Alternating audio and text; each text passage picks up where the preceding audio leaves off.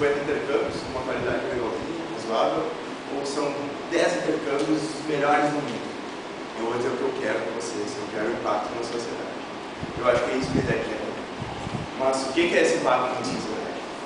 Parem para pensar se a qualidade do intercâmbio for razoável, se a qualidade de experiência que a gente está entregando for razoável, a gente vai conseguir entregar um impacto na sociedade. Ou se tudo que a gente fizer ano que vem vai ser míseros 10 intercâmbios, a gente vai estar conseguindo fazer um impacto na sociedade. Bom, o que é o impacto? Eu vou dar meu exemplo para vocês. Quando eu entrei na ESEC, eu tinha e tenho até hoje um senso muito forte de querer mudar as coisas, um senso de mudança.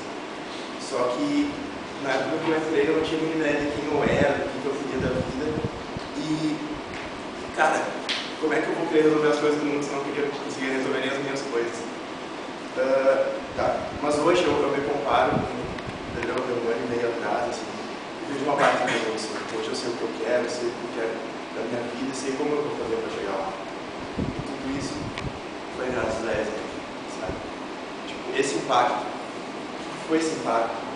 Esse impacto foi o cara da ONG chegando lá pra mim, sorrisão de orelha a orelha na hora de dar o re-raise, assim, satisfeito pra caralho com o nosso trabalho. Foi a guria que eu trouxe da China chegar e falar pra mim assim, cara, tu realizou meu sonho, muito obrigado por tudo. Ou o gurizinho que conversa lá no coleginho, chegar, cara, um dia eu quero viajar, eu quero conhecer o mundo, gosta do que fez aqui que tá apresentando. Sabe? Esse é o impacto, são as pessoas com quem eu convivo. E é isso que eu quero devolver para a ESEC, esse impacto, com números ou com qualidade, vou dizer para vocês, com os dois.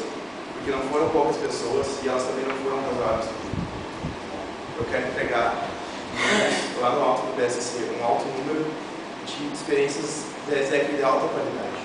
O meu objetivo ano que vem é muito mais do que entregar 50 intercâmbios para MC, ou 50, enfim, eu quero entregar 50, 60, 70 pessoas fodas para a sociedade. É isso que eu quero, essa mensagem que eu